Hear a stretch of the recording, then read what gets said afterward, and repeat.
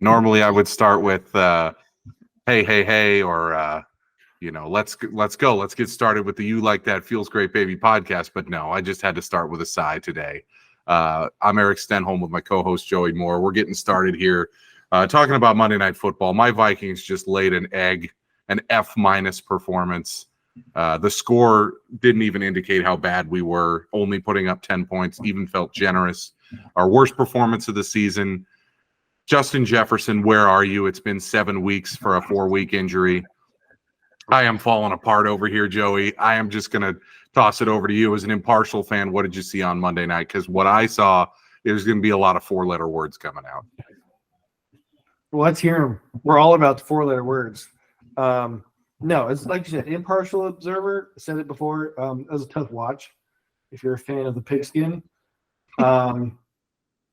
Just tough watch. Turnovers. I mean, the Vikings, their season has just been defined on turning the ball over repeatedly.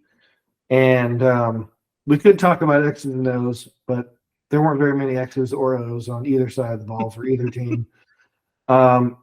Justin Fields made one throw I saw that was beyond the line of scrimmage that was some type of scheme, and it was the one that got them into field goal range. So credit to him, I guess. He rectified the two just horrendous fumbles in the fourth quarter.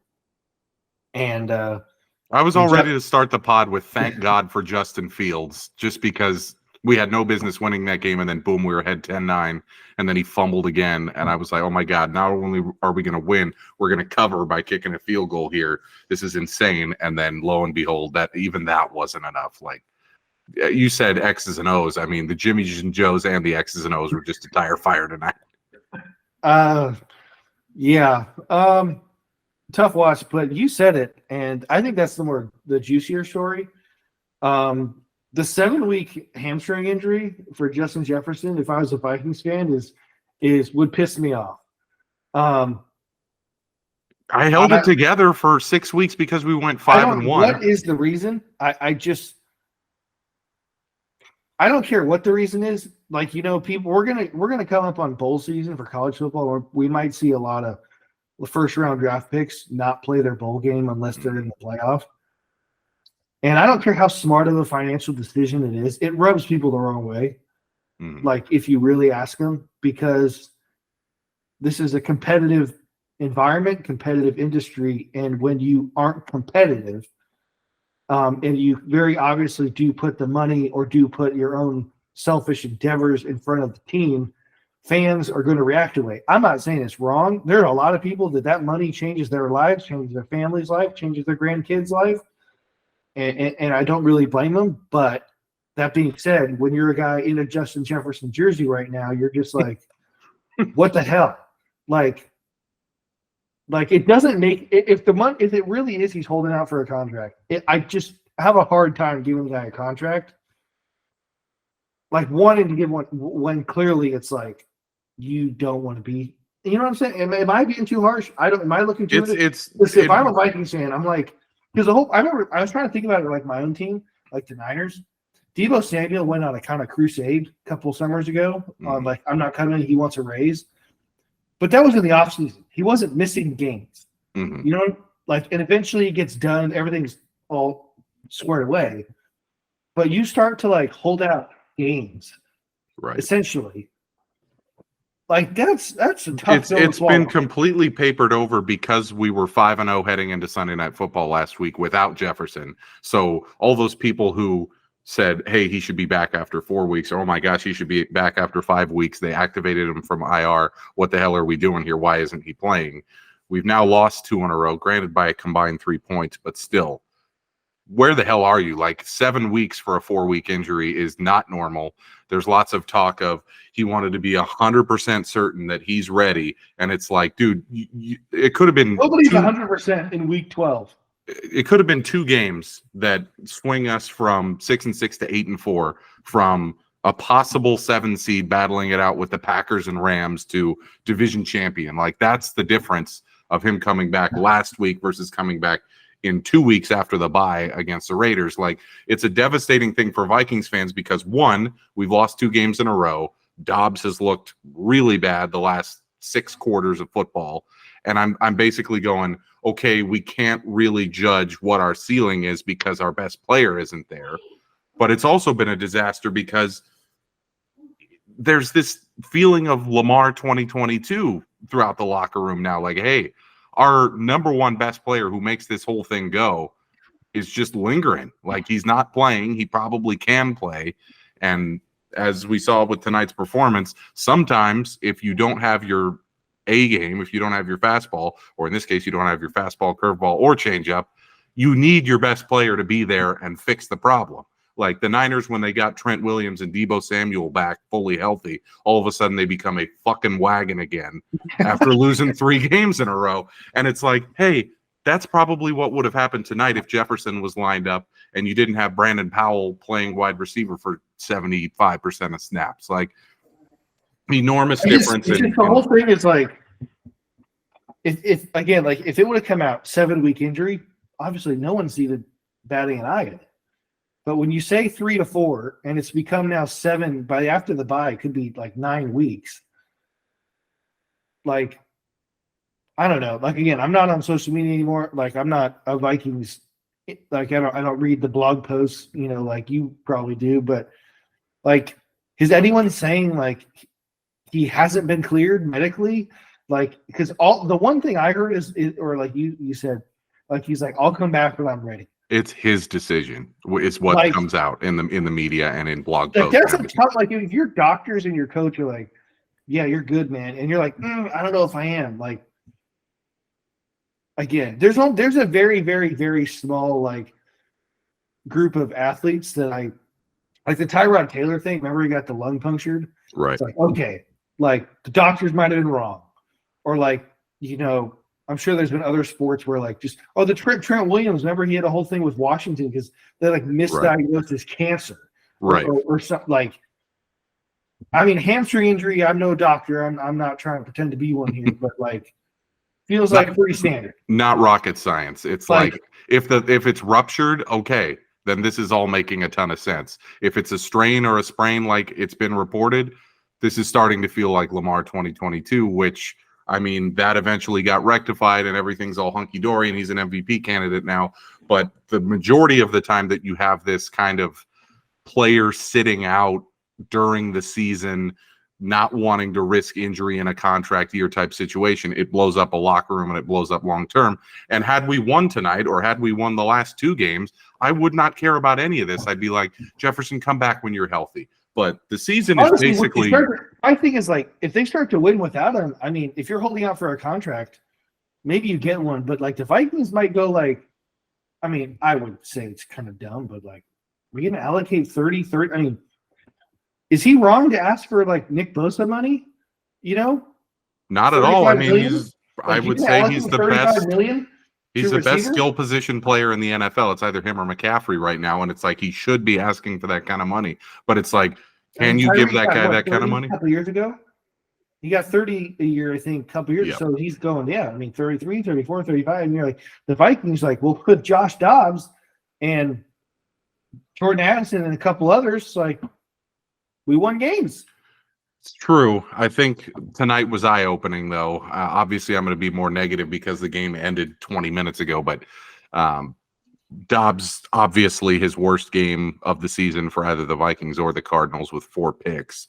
A couple of them were deflected, and the one off Addison was definitely not his fault. The ball was thrown perfectly. But all that to say is, like, this was an F- performance by Dobbs, by O'Connell, by everyone other than the defense. I mean, it was just a disaster, and obviously my blame turns to Jefferson and turns to the offense for this listless performance. But looking long-term now, the Vikings are heading into a bye. My note here on this game was Jim Mora playoffs? Like, I mean, it's gone from, hey, we're going to make the playoffs because the NFC sucks. Let's see what our ceiling is with Dobbs. I thought, hey, maybe we could sneak a playoff win or two. That would be a miracle, but that would be pretty cool if we finish the season like 11-6 or 10-7 and won a playoff game. Wouldn't that be nice? Now it's like playoffs? Like, we're in a battle right now with Green Bay and the Rams. And if we play like we did tonight in any future games, we are absolutely, a worse than 50-50 shot at making it. The thing is, if you don't make the playoffs, the thing is somebody has to, and that's the thing. I don't know who that team would. Like I feel like so. Green Bay's 5-6. The Rams are 5-6. Okay, they're 5-6. So they get Kansas City next week. L 5-7. The Rams And- play the Browns, and- so maybe they'll get a W. And yeah, the Chiefs or the Packers, excuse me, would not have the. I mean, because you guys beat them. Twice. Right. And then the Saints are also 5-6, and we already beat them head to head. So that's another thing working for us. But, And if you're, you know, and we beat the Falcons head to head. So if they finish second in the exactly. So, and on top of that, Seattle might be on a quick ticket to 6-8 after this next 3-game stretch. Yeah, at Dallas, at SF, home Philly, they're basically toast. So somebody's got to make it, and it may be us. It's just after watching today's game, unless a bunch of things get rectified, Jefferson comes back at 100%. Like even if we do make the playoffs, we are going to get absolutely annihilated in the first round by either the Niners or Lions or Eagles somehow if they fall. So yeah, tough night. There's no other way around it. Let's move to something. Hey, big picture though, could have tanked 6 weeks ago, and we're still talking about the playoffs. We're still talking about it. It's still with probably no Jefferson, no Kirk Cousins. I'm saying, you know, that's the NFL. That's good entertainment. Yeah, we'll see if the Pastronaut can get back on track.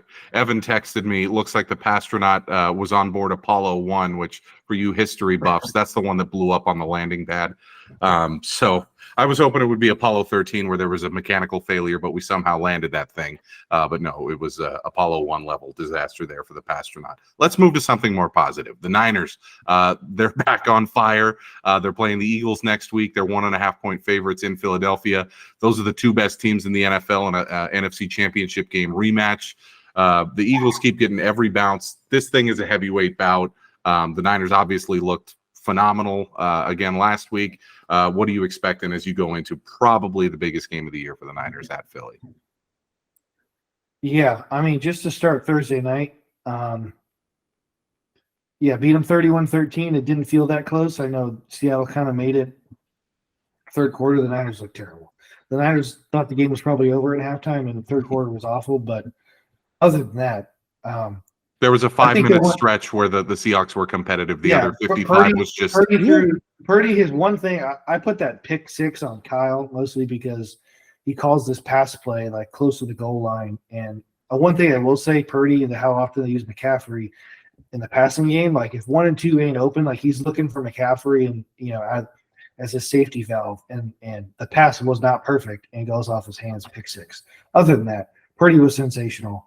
The throw to Ayuk, the kill shot on the touchdown was A+ throw.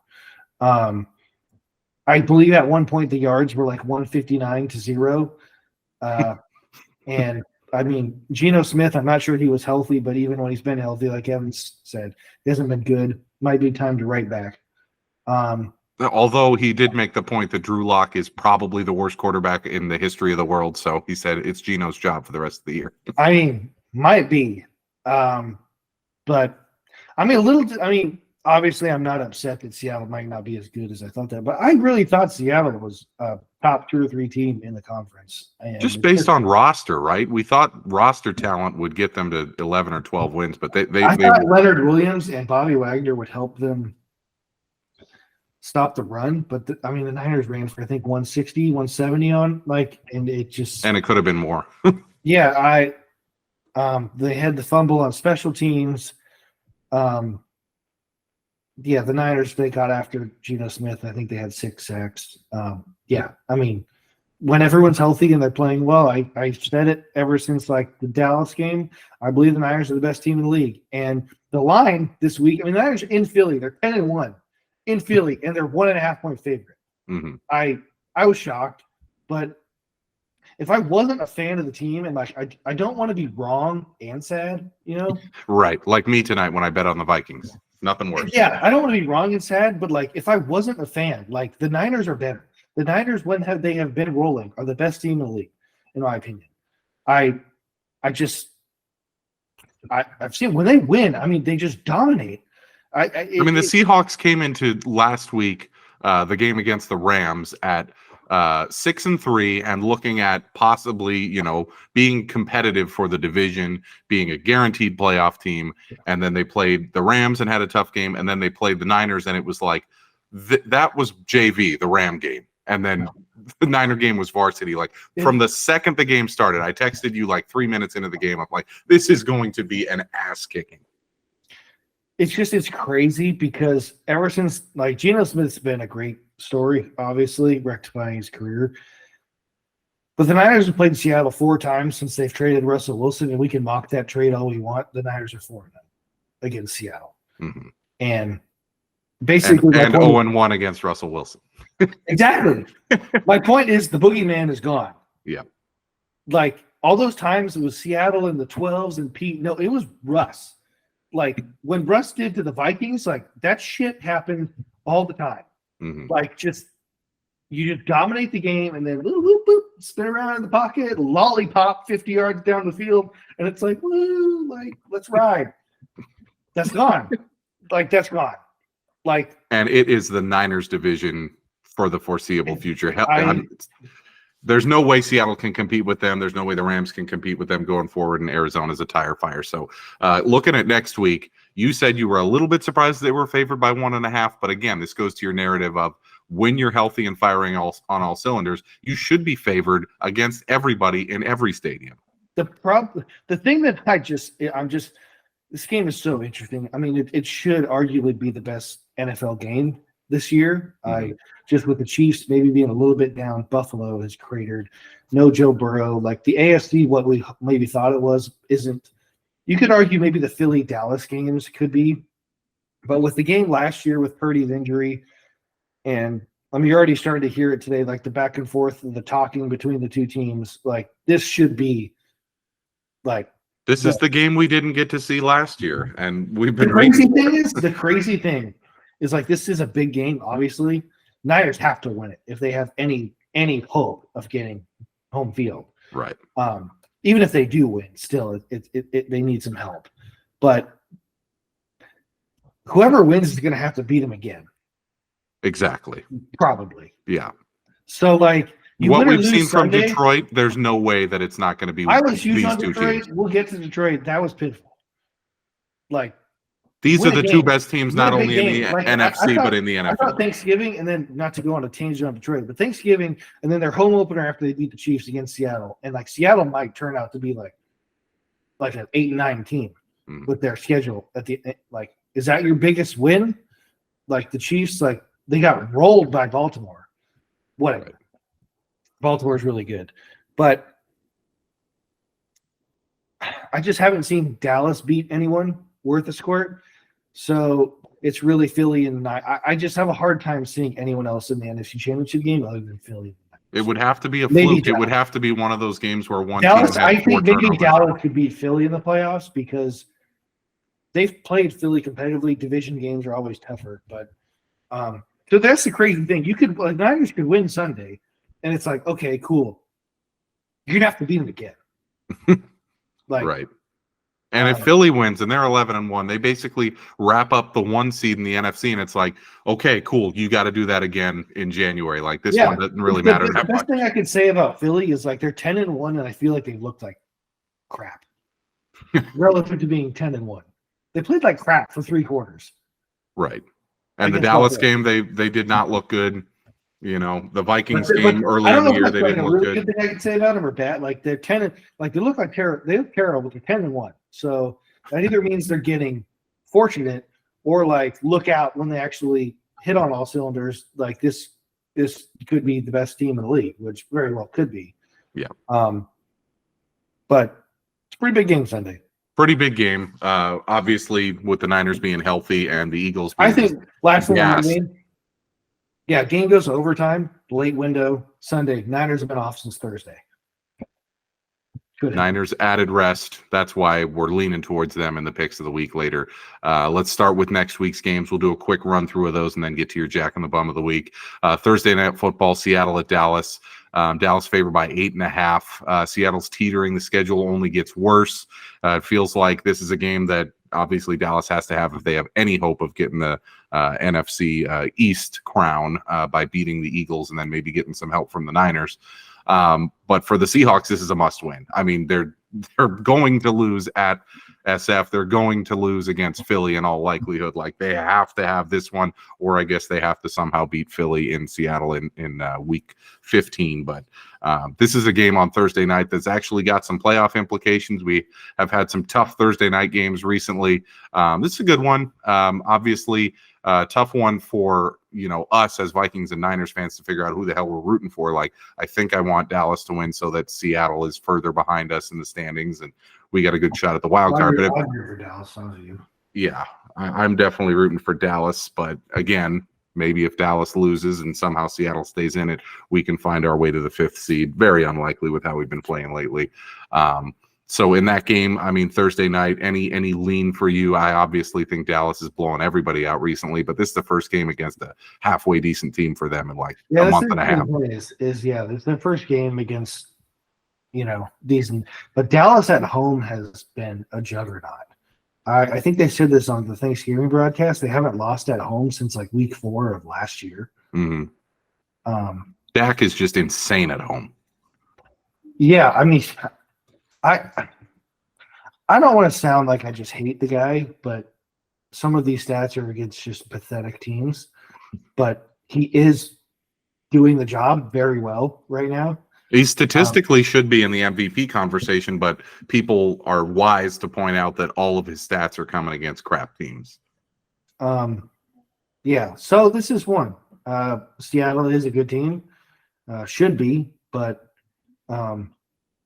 yeah, just the way Geno's playing, if he even is healthy, Dallas at home, I think Dallas wins. But it's a must win for Seattle. They have to win it because the schedule only gets harder.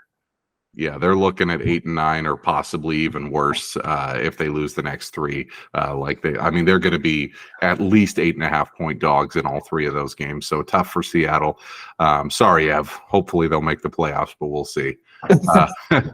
Let's move into the Sunday games. Let's start with Detroit at New Orleans. That's probably the biggest one for folks watching the playoff race of the 10 a.m. games. Detroit's favored by 4.5, which is a pretty large number on the road in New Orleans, which is a notoriously tough place to play. This is a huge chance for the other NFC contenders. So, like, if you're Philly, if you're the Niners, if you're Dallas, whoever, you're looking at this and you're going, hey, if Detroit slips up here, they officially have a problem. So this will be a big one in the early window. I definitely lean New Orleans plus 4.5. I think if this was 3, I probably wouldn't play it, but Detroit's on a little bit of a slide right now. They are, but what I've seen from the Saints recently, the Saints could be. Derek Carr looks like crap. They look better with Taysom Hill running in there. The Saints should be a lot better than what they are. So yeah, I would expect Detroit I honestly would expect Detroit to win because I do think they're better. But yeah, Detroit back-to-back weeks have just kind of underwhelmed. It's an understatement, and especially on defense. I mean, but the Saints, they could be, other than maybe Buffalo, the most disappointing team of 23. They're not getting their money's worth with Derek Carr. I mean, they couldn't beat Atlanta. A C- performance by Atlanta too, by Ritter, and they still couldn't win. And they didn't. I believe they lost by 9. Yeah, 24-15. Yeah, they weren't even close. Yeah, they're. I don't know what to make of it. It's a big game. Detroit has to win it. Detroit is in danger of. I mean, I think the furthest they fall is the 3rd seed. I still think they win the division. But you don't want to go to SF or to Philly in round 2 if you have any hope of contending. That's my thing, though, is like they better worry about round 1. Right. I mean, they'll have the home game, but you just got worked by the Packers with an epic home crowd on Thanksgiving. That was like the most hopping atmosphere, and they still lost. Thanksgiving game of my lifetime in Detroit, maybe the biggest home game Detroit's seen in years, and thud. Yeah, they were down 20-6 in the first quarter of that game. I was like, Seattle could be a 7 seed at like even 8-9, 9-8 with how bad the NFC is. 7 seed, maybe Detroit holds off the Niners. Am I picking Detroit to beat Seattle in a playoff game? I mean, Seattle already went there once. We're going to learn a lot about Detroit because they go, I believe it's at the Saints, and then their other 2 road games are at the Vikings and at Dallas towards the end of the year. So we'll find out if they're for real or not. Right now, I lead towards New Orleans with that big of a spread. Another decent game we got on Sunday is Denver at Houston. It's a sneaky great game. This might decide the 6 or the 7 seed in the AFC. Denver's won 5 in a row. It's official. Sean Payton and Russell Wilson are out of the Jack and the Bum of the Week consideration for the future. So they've looked really good. And then Houston, they're favored by 3 here. They were not great against Jacksonville, but I still think they're a player there in the AFC for that 7 seed.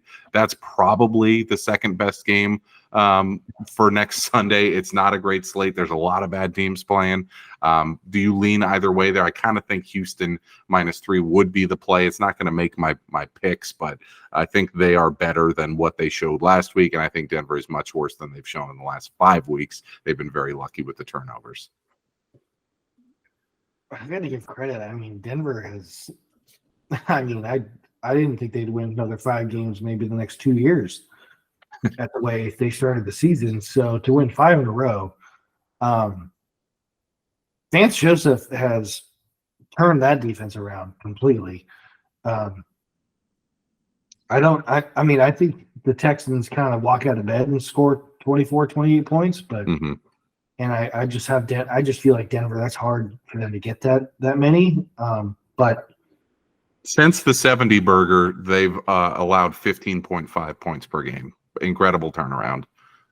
Probably led by having a good running game and Russell Wilson keeping the ball a ton, because that seems to be their MO. They really dominated Cleveland in that game last week, so I'm going to stay away from that one. I do lean Houston, but I'm not going to bet that one. Other games of consequence, you got Cleveland at the Rams. The Rams are favored by 4.5. I'm going to that game. Our friend from Pickleball gave us tickets, so Jamie and I are going with him, and that's going to be a blast. Finally see SoFi Stadium in person. So I'm excited about that. It's going to be a tough one just because it looks like it's going to be either PJ Walker or, get this, Joe Flacco starting for Cleveland in this game against Matthew Stafford and the suddenly resurgent Rams, who with this win would move into a tie with the Vikings and likely Seahawks after they lose to Dallas for those final 2 playoff spots. So that's a decent one on Sunday. I was surprised it was 4.5 because it was 1 before Dorian Thompson-Robinson was ruled out for the game. So clearly they think Walker or Flacco suck. That's a tough game to guess, but I think I guess they're just saying Cleveland's defense that they thought was epic just gave up 29 to Denver, so maybe they're looking to fade them there. But I'll be at that game, so I'll give us a report on that one next week. Let's talk just a little bit about Pittsburgh and Miami. So Pittsburgh hosts Arizona. Miami goes to Washington. They're both big favorites. Pittsburgh, they fired Matt Canada. They finally put up some offense. Man, could this be a fraudulent team? They got 4 really, really easy games starting with Arizona. They could be 11-4, and I'm pretty sure they suck, right? Yeah, they suck. They suck big time. But they did look better. I think it was the first time they put up 400 yards in like 4 or 5 years. Since Roethlisberger was at quarterback. Yeah. But I really don't know what to make of Pittsburgh. I think their defense is really good. I watched a good amount of the Pittsburgh-Cincinnati game yesterday, and I feel like every time I watch Pittsburgh, TJ Watt has like 3 sacks and looks like the biggest force in football. But yeah, Kenny Pickett, their running game. Deontay Johnson's getting into fight with his own teammates. I mean, I don't know. I don't know what they play really good defense, but offensively, I just don't know what they consistently do well. The answer is nothing. But I mean, the record is they are who we thought they were. They could be. I mean, they could win the division as good as Baltimore's been. Right. Pittsburgh's already beat them once. And I think their final game of the year is Baltimore. Right. So if they're anywhere near it, like I think the Ravens still play. I know they play the Niners, but that's a good segue into Miami. So Miami plays, I believe they play Baltimore in either week 15 or week 16. Before then, Baltimore goes to San Francisco. So it's like Miami now, they control their own destiny Baltimore still plays Miami? I believe so. Yeah, they do. So it's like Miami really controls their own destiny at this point, which is shocking. So Baltimore must be on a bye. They are on a bye this week. Yeah. And they get the Rams. I mean, Rams need every game they can get, but I mean, frisky. But then they finish at Jacksonville, at San Francisco, Miami, and Pittsburgh. That is rough. And that's why I'm saying, hey, Miami, by the way, they're -9 at Washington this week, so they'll win that one. They get to play another terrible team after they beat the Jets the week prior on the Black Friday game, which was just a blowout. I think Miami, all of a sudden, with Baltimore having that tough schedule, with KC maybe not firing on all cylinders, all of a sudden they have the chance to take that Baltimore spot and be like, we are the new Chiefs. We're the team that's actually going to host a freaking AFC championship game other than the Chiefs for the first time in 6 years.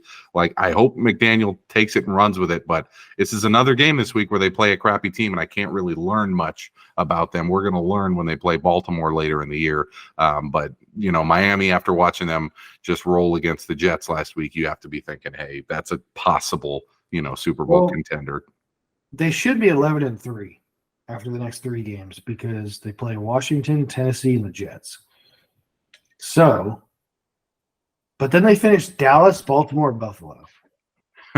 And Buffalo will be playing for that for sure. They'll be like playing for the 7 seed. Yeah.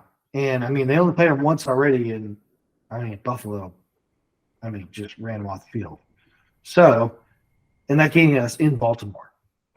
Could be a little weather game. I don't know how Tua and Miami's track team are going to handle that. And they play Dallas. And I mean, that game's in Miami though. So, easy next 3 weeks, but we'll find out later in the year whether they're a true contender.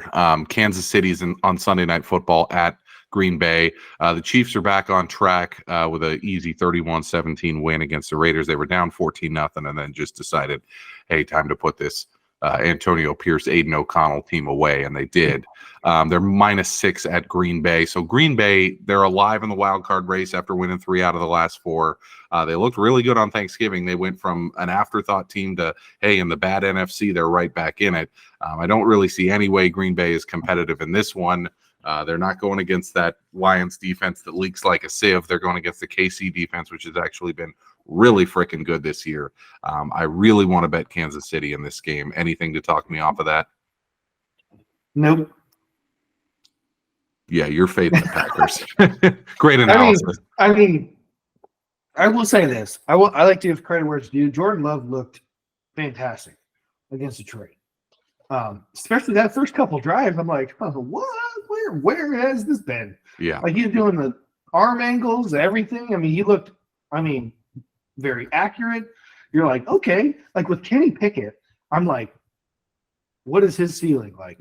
Never seen it once. Like when Kenny Pickett's on, you're like, okay, he's the 19th best quarterback in the league.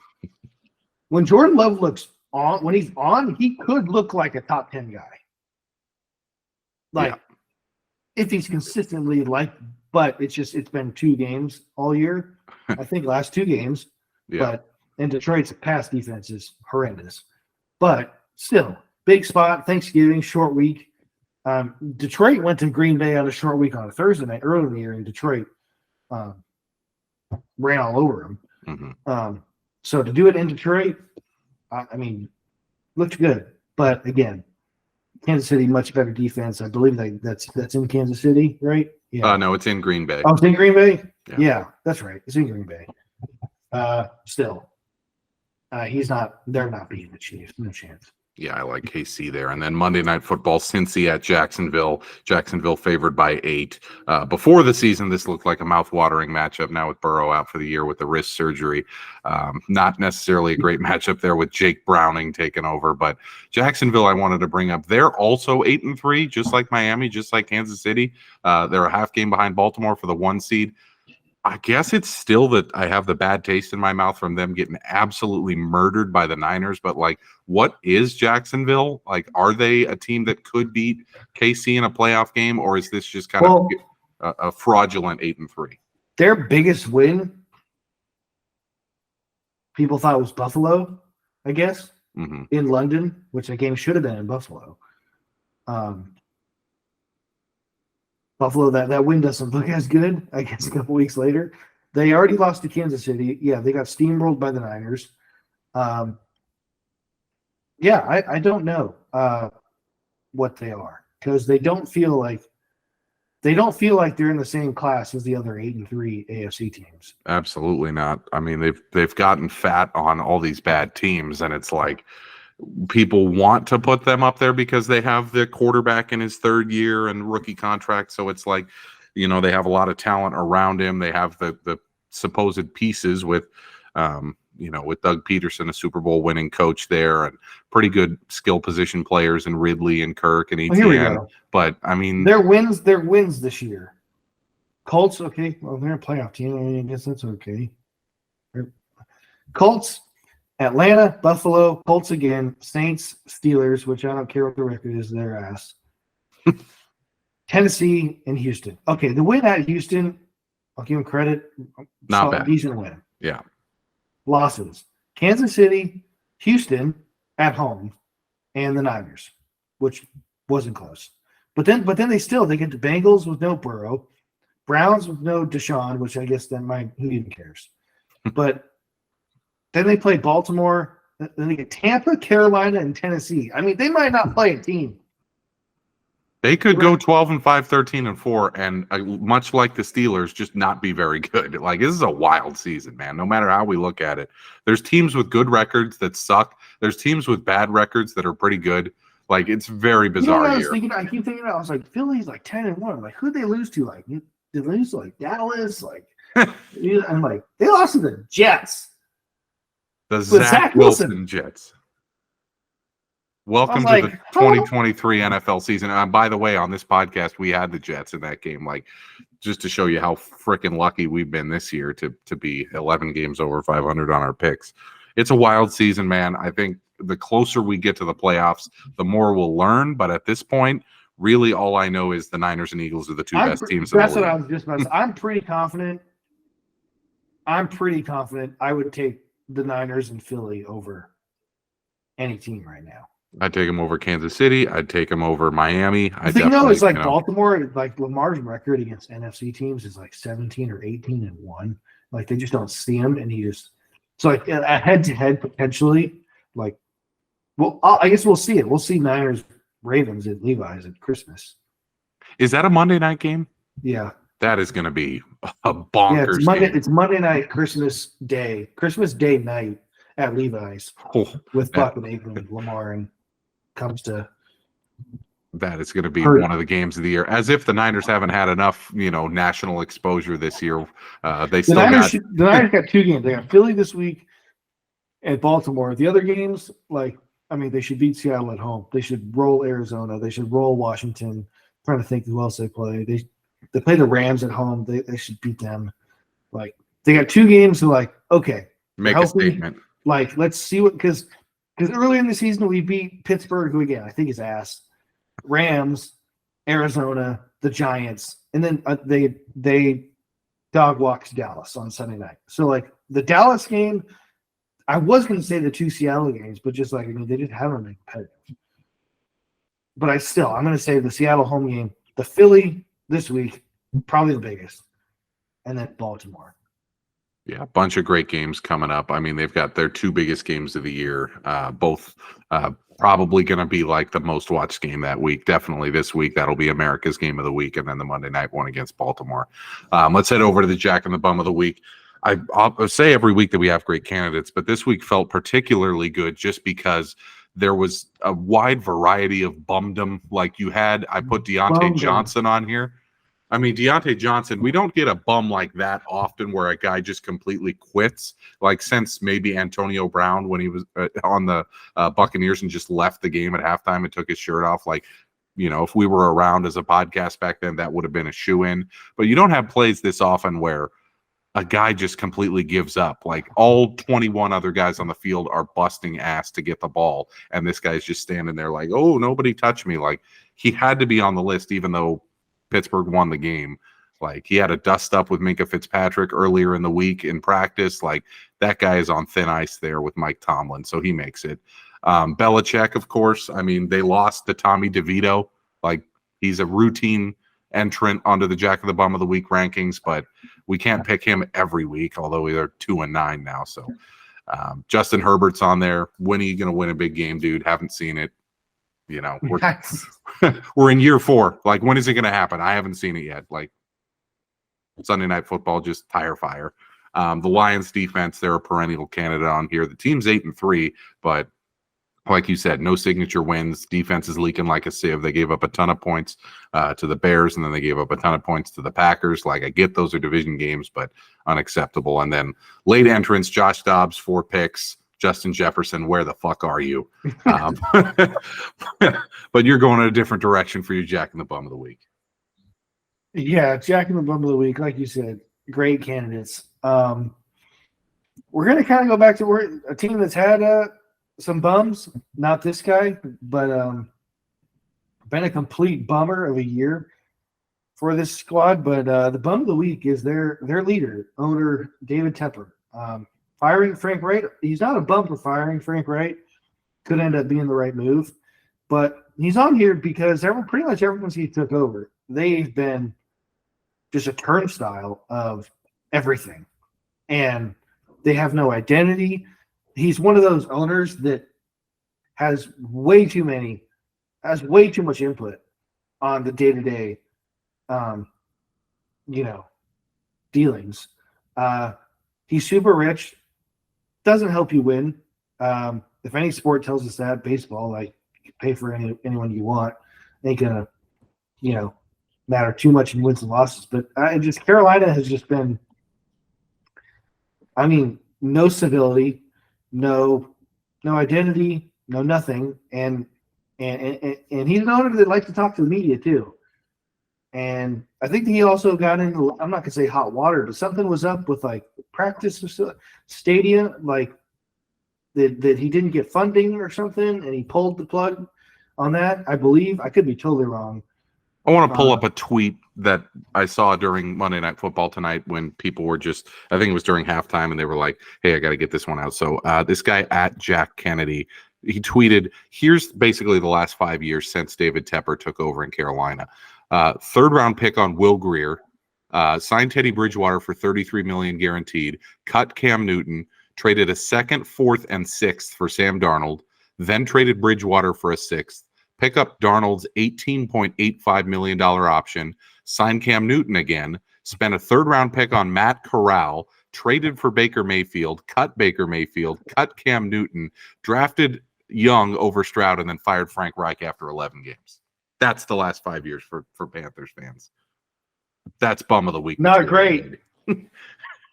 Not great. It's one of those that's like I think about it all the time with my Sharks, like the older guys. Like, if some of those guys came back, like, would they be like the best players on the team? I'm like, Carolina, I'm like, if Cam Newton plays the quarterback this year, would they like have 3 wins or like 4? And you could put it on the GM because the trade is just looking. Oh. Honestly, I'm not trying to say this to absolve my squad of probably one of the worst trades ever to move up to draft Trey Lance, but this could be worse. Oh, it is worse. I think it absolutely is worse, especially when you combine it with the totality of all the other stuff. Trading away Christian McCaffrey, like they said, signing Bridgewater and Darnold and Mayfield and Cam, and giving up all these picks for Darnold. It's like it's crazy. They get rid of McCaffrey. Out of all the moves they made, that one made the most sense to me. To trade a a Hall of Like a Fame guy who caliber player. But the guy was he was hurt. I mean, as a Niner fan, I was like, that's a lot for a guy who's perennially on IR. And they got a 2, a 3, a 4, and I think a 5 we gave up. I mean, everything but a 1. But in this market, you're not really giving up 1s for expensive injured running backs. So I thought that trade, and just Carolina was going nowhere with him. Mm-hmm. But like, if you're going to draft the quarterback number 1, you probably should have him like not on an island. I think Bryce Young, looking at him in a vacuum, has not been good at all. But his offensive line's terrible.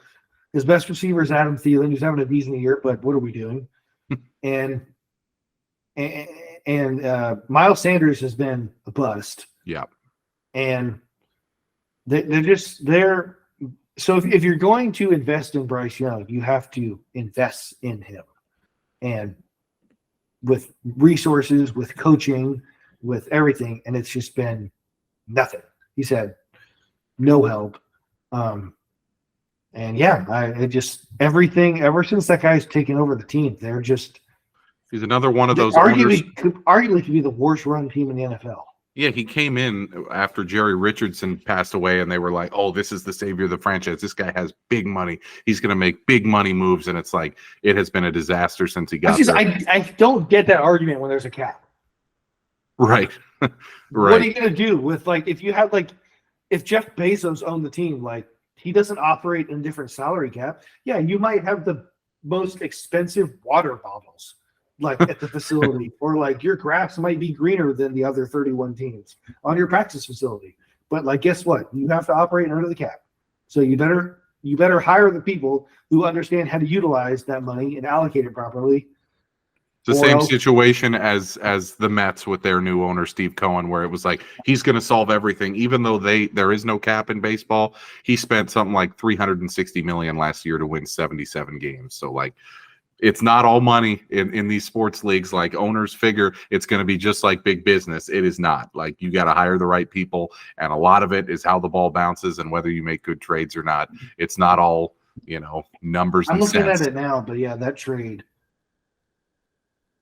I mean, if they would have taken C.J. Stroud, it's worth it. Right? It could end up basically being Bryce Young for, first of all, they lose the opportunity to draft Stroud. They also lose the opportunity to draft either Caleb Williams or Drake May, and they traded away DJ Moore and 2 first-rounders who ended up being, pretty decent players. So it's could go down as the Herschel Walker trade of the 21st century. We will see. So there's David Tepper, Joey's Jack and the Bum of the Week. Let's head over to my You Like That picks. We had a 2-2-1 week last week, so 500. A little bit of a bounce back from our 1-4 the week prior. We remain at 11 games over 500. We're 34-23-3 so far this year through 12 weeks. Let's try to expand on that. Let's try. My goal now for the end of the year is to see if we can get to 20 games over 500. I know that would be crazy, and in some pick contests that you do in Vegas, that would be enough to finish in the money and win some prizes. So that's our goal. We had a good year last year. I believe last year we went 25-15-5. So this year, I'm let's expand upon it. Let's get to 20 over 500 after we were 10 over last year. I'll start with New Orleans plus 4.5 at home, backs against the wall in a bad division. But I mean, Detroit's defense is officially super sus for me. So I feel comfortable there with New Orleans plus 4.5. I think they're going to be able to move the ball. I think this is a game where you just feed Kamara just over and over and let him take over. I like Indy -2 at Tennessee. I thought that line would be at least 3, if not more. Indy is playing for the playoffs. Steichen is a Coach of the Year candidate. He's been great so far. I like them at Tennessee. Cleveland and the Rams, the game I'm going to. I really think under 40 is a solid bet there. It's going to be either Flacco or PJ Walker or maybe by some miracle Dorian Thompson-Robinson. And I just feel like this is a game that's going to be low scoring. I feel this is going to be 20-13 type game. So I like the under there. Here's the one that you might be worried about. I like the Niners -1.5 on the road at Philly. It's going to move to 3. I think it has moved to 3 at a couple sports books. Really? They're terrified of everyone and their mother betting SF. So they're we got to get some Philly money in here early in the week. So I like SF -1.5. Get it while it's there because it's moving to 3. And then Kansas City -6 on Sunday Night Football. So there they are. You like that picks of the week for Week 13 in the NFL. We got New Orleans +4.5. Indy -2, Cleveland and the Rams under 40, and then the Niners -1.5, and Kansas City -6 on Sunday Night Football. Joey, it's time for your Feels Great Baby, your wildest take you feel best about currently. And we were just talking about New Orleans, Atlanta, and Tampa, and you have a theory on how that's all going to shake out. Yeah, this is going to be a weird number just because with the NFL going to 17 games, but I think the NFC South champion goes to the playoffs at 7-10. The worst team ever to make the playoffs. Yeah, they're horrible. All of them. I mean, right now, the champ is what? Atlanta at 5-6? Mm-hmm. So, looking at their schedule, yeah. I mean, they beat the Jets, and they're not beating the Colts, but then they play like the Saints, Bucks, Panthers, still, like they're all going to beat each other up. Mm-hmm. They're all 5-6, 5-6. So I think it's just Atlanta, New Orleans. I mean, Tampa Bay is 4-7. Tampa Bay's done. I mean, well, I guess they're not. They're only one game back. They would probably have to go like what 4-1 to have a shot there. I guess that would be 4-2 at least. So to get to 8-9, so that they would have a shot. I mean, 8-9. If you're one of those teams, you probably take that right now. Hell yes. I mean, 8-9 sounds a lot better than 7-10. The double digits on the loss. We almost had that last year, right? I mean, Tampa won the division at 8-9. Yeah, but it was like different because they had like just won a Super Bowl recently, and they still had Brady, and it was like, okay, like they're a real team. It felt like, even though they weren't, like they were terrible.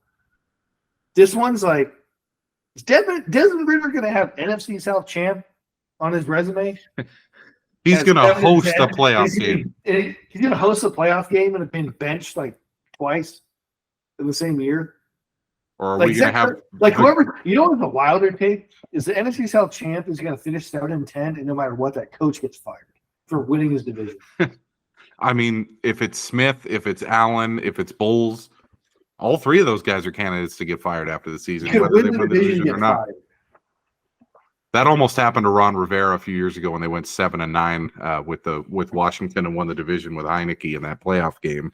And a lot of people were like, "Hey, probably should let him go." No, he's still there somehow. So you're saying the NFC South champ goes 7-10. That is just a godsend for Dallas. They would love that. They'd probably be 10, 12, 13.5 point favorites in a playoff game on the road. Dallas, they're going to try and win the division, obviously, still. They still got Philly one more time, and who knows what happens if the Niners beat Philly. And Philly, I think, still has a tough schedule. They got to play at Seattle, at Dallas, at the Niners, so they got some tough ones there. So, yeah, but they might just be better off finishing 5th again. And just going to Atlanta, going to New Orleans, and crushing them. That way Dak and McCarthy and everyone gets to say you win a playoff game. probably gets them both another year. And then, like, if everything holds serve, you go to Philly. And then, like, either way, you win a playoff game. Like, if you lose to Philly, Philly might finish. I mean, what, like, at worst, do they finish? I mean, at worst, they finish 14-3. Mm-hmm. Worst, probably 15-2 or better. You lose that game, people might get to keep their jobs, right? Because they can't afford to lose another playoff game to the Niners. So, yeah, NFC South champ, NFC South. They shouldn't even get T-shirts. They shouldn't even get hats and T-shirts. Send them to whatever country. Send them like a coffee mug. Yeah. Yeah, although you always see those, images of some village in Africa where all the people have like, Broncos 2013 Super Bowl champions shirt. Just send all of those. Jake loves to send me those. He was following the World Series, and he's these memes of like these countries getting shipped like Arizona Diamondbacks like World Series champs. And I'm just like, you know what? I bet those countries think the Sharks are a juggernaut. Like, Oh, yeah. like, do you know how many T-shirts they have of the Sharks? They're probably like, they are the best team ever. Yeah, so there it is. Joey's got the NFC South champ going 7-10. Let's close the pod. I want to discuss how we would fix NFL pregame and postgame shows and game broadcasts. Sometimes we have problems with, the quality of the pregame shows, the quality of the broadcasts themselves. And what made me think of this was the whole Carissa Thompson fiasco from the last couple of weeks, where she went on Aaron Andrews' podcast and basically admitted that she would make stuff up in her sideline reports just because the coaches didn't give her anything, and nobody would call her out on it because it was such generic stuff that she would say. She would be like, yeah, the coach said we need to run the ball better and establish the ground game in the second half. Like, nobody's going to fact check that because nobody cares. But it brought me to the point of every freaking comment on every one of these stories about Carissa Thompson, and Tracy Wolfson quote tweeted her and was like, I take my job seriously, how dare you. Hold on. We need to start with this. I want to start with the Carissa thing because I like this topic. Am I just like, I don't know if I'm a bad person, but just like, it didn't bother me that she admitted she made shit up. Well, that's what I was going to say, is every comment, every one of these. I don't think the coaches want to, like, we all know the coaches don't want to talk to them. The comment is always, we don't get anything from those anyway. Like, nobody cares anyway. That was the takeaway from everything, is like, all the journalists on social media were very mad at Carissa Thompson for like shitting on their industry and being like, I make shit up and nobody cares. But then all the people who watched the broadcast said, I don't care that she said that. I don't care what sideline reporters ever say other than injury updates. Like, it doesn't matter. So, where do you fall on that? I guess maybe that's my whole point, is like, it makes sense that the reporters are trying to like keep hold of like the, I guess, integrity of the role of the position. And my point is like, your role is pointless. Like, I'm sorry. Like,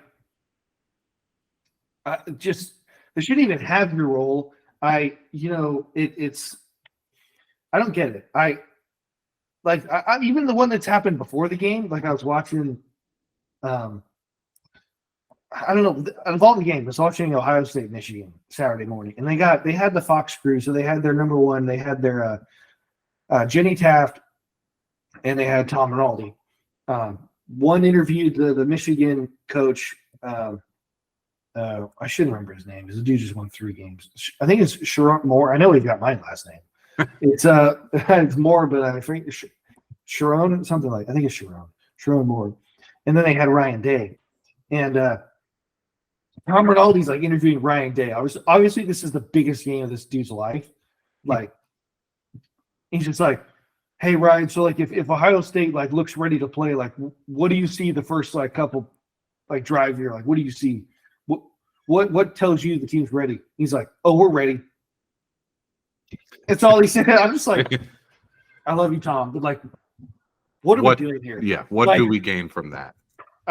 So my whole thing with Chris is like, I guess I kind of assumed you made shit up. Like how hard or how easy would it be to say, yeah, coach said like disappointed. We got to play better both sides of the ball, and just intensity's got to be up. We got to play complementary football. Like, it's going to be a dogfight in the second half. Just fill it with cliches. This goes into my point of what your question is. What we're talking about is like how to fix this stuff. My number one thing to fix all of them. We don't need this many people. Exactly. That would have been my point as well. Like, quit. Like, we love the Fox pregame. All of them. We do not need, like, they're now adding like Gronk, and then in comes like sometimes like Michael Vick. Like, Tony Gonzalez. Yeah. Like, we don't need, like, first off, being like a grown ass man, putting 7 men on a desk sitting like this is not only uncomfortable to sit in, it's uncomfortable to watch. Like, I don't care. The Fox pregame show at this point. John Maddens. If you sit like this, crammed into a TV, like, it's difficult because everyone has to talk, right? So you only equal airtime. So like, oh, let's go to Terry Bradshaw. They're like, dude, you got like 15 seconds. We got to get to Howie. We got to get to Mike. We got to get to Gronk. We got to get to Jimmy Johnson on video when he's in Miami. Then we got to get the pregame sideline report from like Christina Pink and then Aaron Andrews and Tom Rinaldi. There's too many people.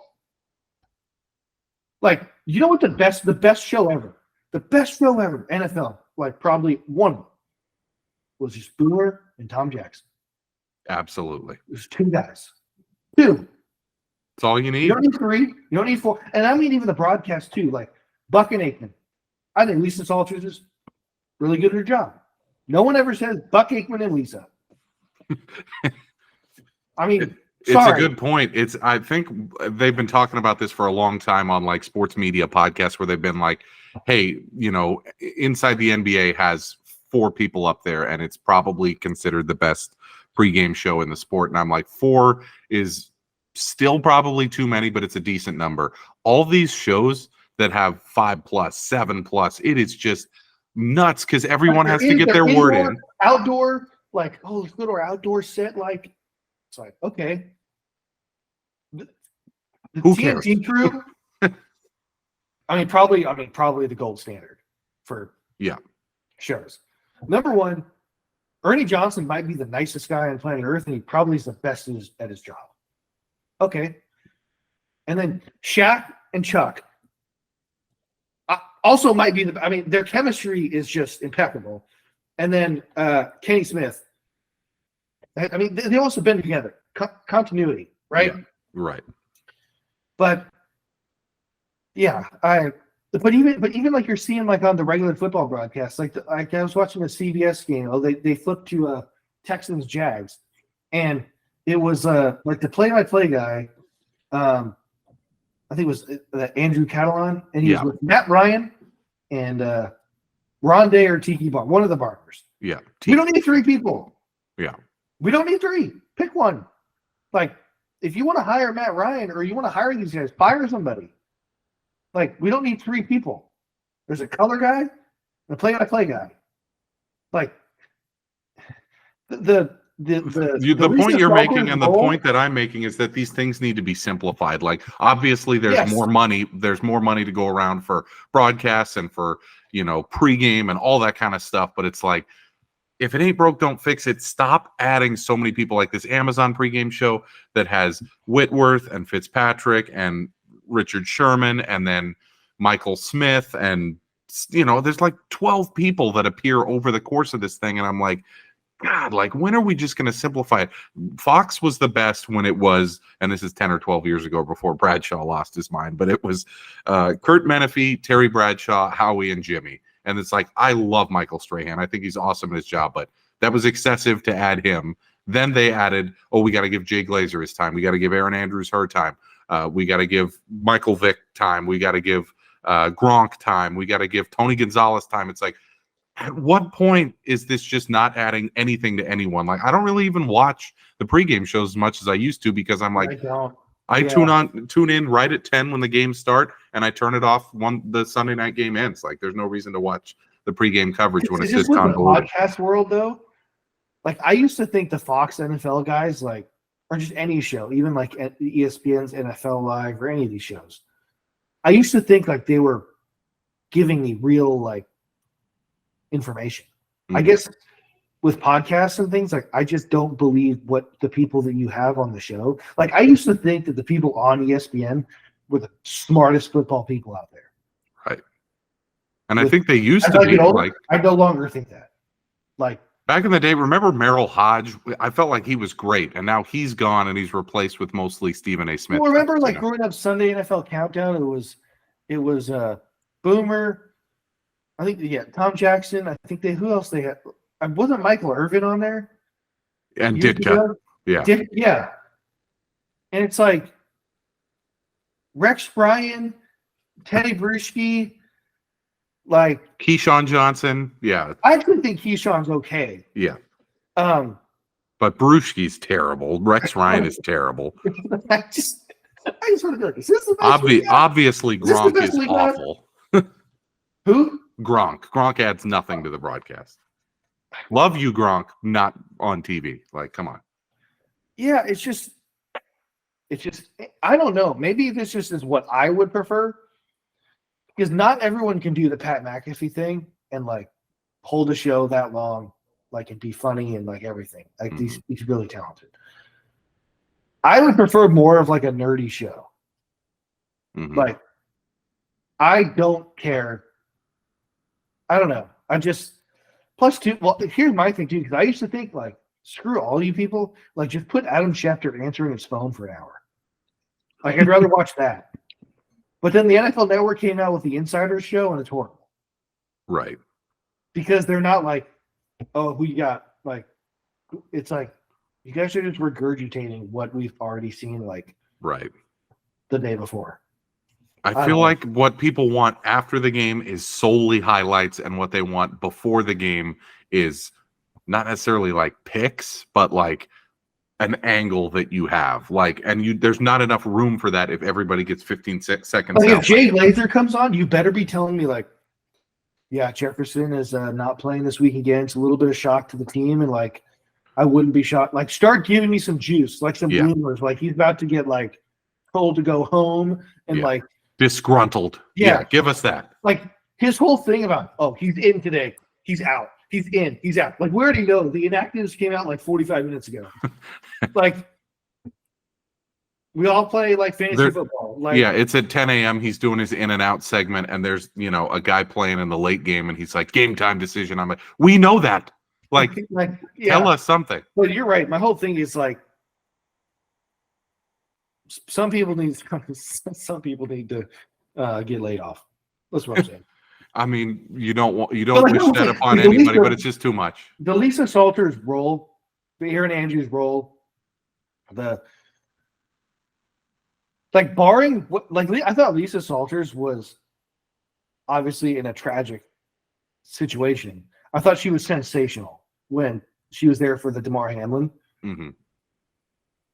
Probably never happens again, right? A situation where you absolutely have to have the sideline reports. Yeah. Like, we needed, like, she wasn't like a sideline reporter right then. She felt like an investigative, like, she felt like on the ground. Right. Like, some building just got bombed or something. Like, it true news reporter. It felt like a news story more than a sports story. But like, what do they do? Like, oh, I can report that Debo went in the blue tent, so I'll have a report later. And you're like, we saw that. Thanks. I know. Like, we saw him get a concussion and get dragged into the blue tent 3 minutes ago. Like, thank you. Don't tell me someone's questionable. Like, obviously he's questionable. He just got taken off the field. Like, tell me if he's out or tell me he's coming back. I just, that whole discussion started a firestorm. Honestly, the whole Carissa thing is like, it feels like, I mean, the reality is it's an easy, the true answer is an easy way to put women in sports. They're all women, most of them. Right? You got Tom Rinaldi. Yeah. Like, Tom Rinaldi is one of them. Like, Chris Myers. Yeah. And like, the point is like, no one needs your job anyway. Like Doris Burke is, I think, the best analyst in basketball. One of my favorites. She does a real job. Like, she's not like, oh, Giannis looks like he's questionable. She's like X to the nose breaking down. It's like, it's entertaining. I think she's fantastic. Like, Carissa Thompson, at least during the game, like, your role, whether it's her, Tom Rinaldi, or whoever, like, Tom Rinaldi is fantastic at his storytelling, is during the week interviews and stuff. But like, interviewing Ryan Day, I'm like, what are we doing, Tom? Like, we're paying him a bunch of money to do something that nobody cares about. Like that one, like the Raiders, don't they have that chick calling games? Beth Mowens, yep. Yeah, like, she's calling the games, doing something substantial. Like, put more of that, less of, let's go down to Jenny Taft for a report on Michigan's going to run the ball in this game to establish the ground game. It's like, it's my whole thing is like, it feels like, oh, hey, we'll put mostly women in this role. It's like, you either want to hire them or you don't, because like, it's making it worse when like they just get shit on for things like Carissa Thompson.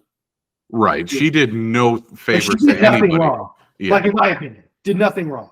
But what Like- it did was start a firestorm with all the journalists had to come to their profession's defense and be like, hey, this is actually really important what we do. But it also unleashed the firestorm of all the people who consume Barstool and podcasts or whatever. They all attacked all the people who were like, my job is important, by saying, we literally don't care. So it's like, that It's wanted just- me to, you know, that made me want to bring up this discussion of how do we fix NFL broadcast so that everybody gets a better product and we don't have any of this nonsense. But I guess that's a discussion for another day. Appreciate everybody listening for another week. This is a tough week as a Vikings fan, especially going into a bye with a horrendous loss like that. But we'll be back next week to recap the epic Niners-Eagles game in Philadelphia, and then look forward to the following week when the Vikings get back in action. We'll recap all of Week 13, preview Week 14. We'll be back again next Monday for another episode. Thanks, everybody, for listening and subscribing and liking our social media content. Appreciate it as always. Thanks for listening to another episode of the You Like That Feels Great Baby podcast.